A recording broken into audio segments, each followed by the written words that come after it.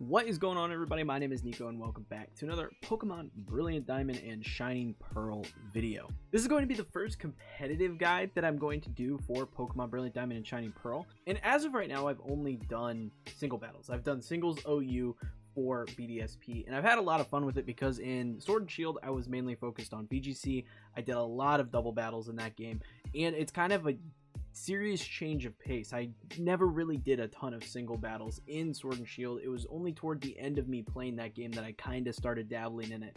But now with BDSP and singles OU, I've been playing quite a bit of it, and it's quite a fun kind of game style. So I plan to do some VGC stuff with BDSP. I just don't know when I'll get around to it. But right now we're going to be focusing on Torterra, the Pokemon I really wanted to use in my first BDSP OU singles team, just because it's my favorite starter from this region, and I just think it's a really cool Pokemon, and there's actually quite a few uses for this Pokemon. And as you can see, it's on my first team, Torterra So Fast, and I just have played around with the structure of this team so much that I've tried a number of different Torterra builds and EV spreads and stuff like that. So I wanted to make a guide showing what you can use for Torterra. So when I think of Torterra, there are really two styles of Torterra that you're going to be using in this format, and it's either going to be a tanky Torterra or an attacker Torterra. As you can see, there's a lot more options with the attacker Torterra. However, the tanky Torterra is pretty fun as well, so that's where we're going to start. So the first Torterra is the Yachi Berry Torterra. Obviously, all of these are going to run shell armor because you can't be hit by a critical hit, and that's going to help you out dramatically. So the EV spread that I'm running is max HP along with special defense maxed out with a careful nature, so you get that extra special defense bonus because my special defense is a bit lower on this particular Pokemon. Then you're also going to have 4 in your defense, and that is the spread that you're going to run just because it's going to give you a lot of defensive options to start setting up with this particular Pokemon. It's the same spread across all of these. So, like I said, first up, you got your Yachi Berry, because this is going to have the damage taken from any super effective ice type attack, which is good because that's 4 times effective against Torterra. You're going to be able to eat a couple ice hits right there. The build for this particular Torterra is Synthesis, Stealth Rock, Woodhammer, and Earthquake. Woodhammer is super good just because of the amount of damage that it does. Earthquake, obviously, just very powerful attack in general. Stealth Rock is nice, especially in this because there's no Dynamaxing, and there's so many different terrain options that people are running. So Stealth Rock is super common in BDSP OU singles. It's super common. I see it all the time. So Rapid Spinners are pretty nice. Synthesis is also very nice because this gets your Torterra boosted back up to full health. Synthesis users work really well on like a Sun team, so running it with something like a Torkoal and a Charizard could be really cool if you manage to figure out how to do that effectively. And the reason for that is Synthesis is weather dependent, and it does do more in the sun. So if you are running a Sun team, this could be an interesting addition. Now, I'm not saying that these moves are the 100% best. This is just some of the stuff that I've tested. You can obviously swap some of this stuff out. For example, Stealth Rock can be swapped out for Leech Seed, stuff like that. And you'll see that the further we go in. So don't think that any of these are set in stone. This is more or less to give you an idea while you're team building. The next one is the first Leftovers users. Because we are running a tanky Torterra, Leftovers is just kind of a no-brainer. It's just a great item to have. Again, Synthesis, Earthquake, Woodhammer, and Stealth Rock for this particular setup. However, there are some other options. Again, this could be swapped out for a Leech Seed, like this particular Torterra, where we have Leech Seed, Protect, Woodhammer, and Earthquake. And this is just going to give you the option to protect, get some extra health back with both Leech Seed and Leftovers, and keep this Torterra in the fight longer. It's just kind of a goofy stall kind of Torterra build, but can be used pretty effectively. So here's all the tanky ones. And again, like I said, this is not set in stone. This is not, 100%. This is the one you should run. This is just stuff I've tested and had some success with and giving you guys ideas. The attackers are where Torterra really gets interesting. So obviously, Choice Band Torterra is going to be pretty big. Choice Band Torterra is very powerful because it has a fairly high base attack stat. Add a Choice Band on top of that, and you're going to be able to do a lot of damage. The one thing you have to note with the Choice Band is that Torterra is not the fastest Pokemon in the world, so you need to be almost 100% positive you can take a hit in order to actually, get the benefit of the Choice Band. So what you're running here, Woodhammer, Earthquake, you're going to see those are staples. with this particular Torterra. I like Stone Edge a lot on Torterra. That gives you some coverage if you're going against flying types that could potentially pose a problem for Torterra.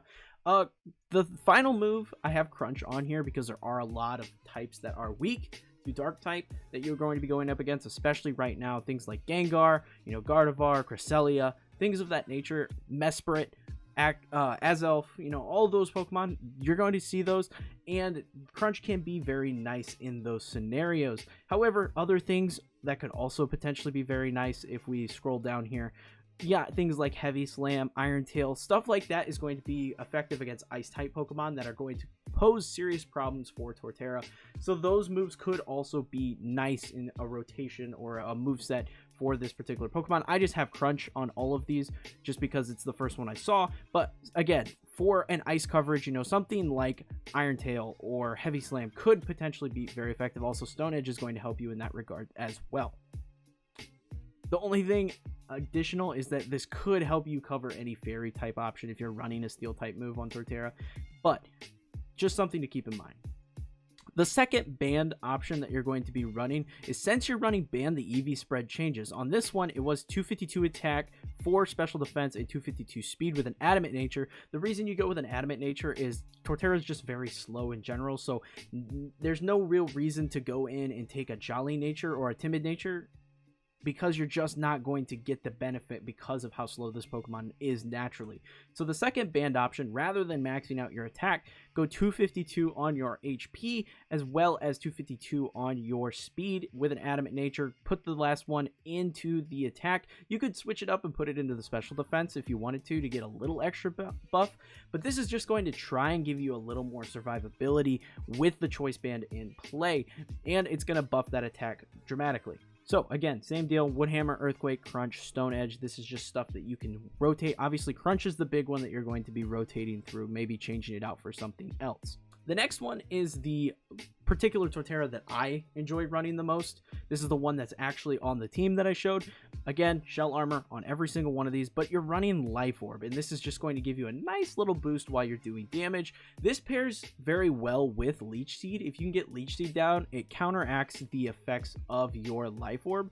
I have Stealth Rock on mine. I've gone back and forth between Stealth Rock and Leech Seed. Both are very effective in this, but the Leech Seed is definitely going to give you that advantage to get your health back from the Life Orb damage. So something to think about there. But looking at it, we have, again, 252, 4, and 252 with an adamant nature. You got Woodhammer, Earthquake, Stone Edge, and Stealth Rock.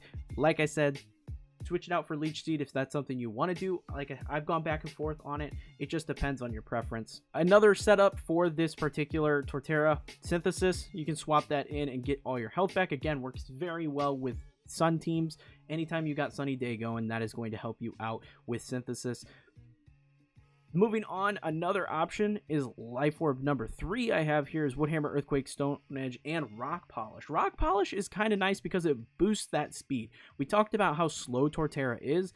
If you manage to set up a Rock Polish, you're going to be an oppressive force against whatever you're facing.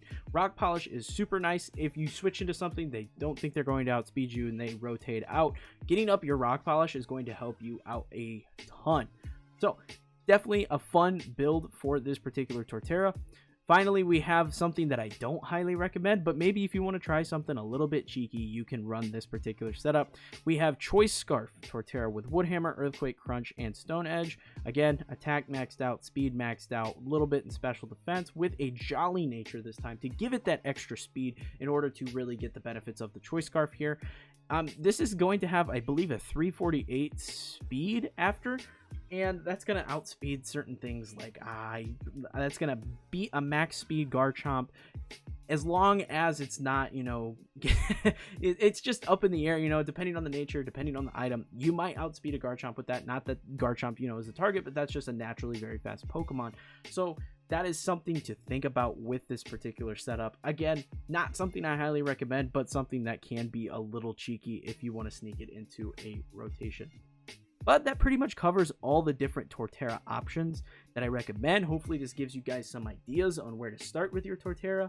Maybe you pick one of these. If you do pick one of these and you try it out for yourself, let me know in the comments below, because I found a lot of success with some of these. It just comes down to the team you're running, the items that your other Pokemon are running, stuff like that. But that is going to be it for this video, guys, and I hope you found it entertaining and helpful. If you did, leave a like and smash the subscribe button for more videos like this in the future. I plan to do a lot more competitive stuff now that I've got some teams made and ready to go. Going to do a lot more Pokemon breakdowns, because certain Pokemon right now are just super good in the format, and I've tested a bunch of them just to get these teams ready. So that is going to be more stuff to look forward to, as well as my regular guides, my shiny hunting shorts, all that fun stuff. So make sure you are subscribed for more. But like I said, that's going to be it for this video, and I hope to see you all in the next one.